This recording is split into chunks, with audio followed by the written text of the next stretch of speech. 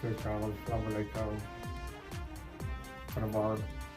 मैं बड़ा खुश गुजार हैगा कि मैं A1 ग्लोबल टीवी पे आया ते बहुत खूब नाल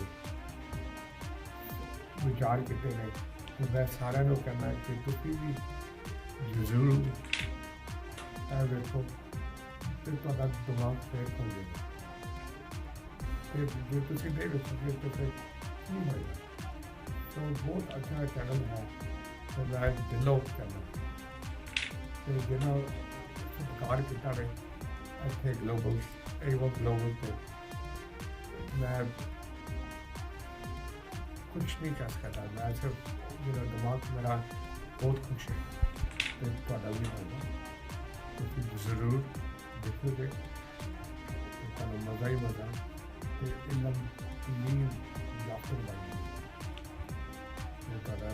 सब कुछ अल्लाह ताले नाल वाहिगुरू ताले नाल सब कुछ कर जे कोई सारी गलती होगी सब से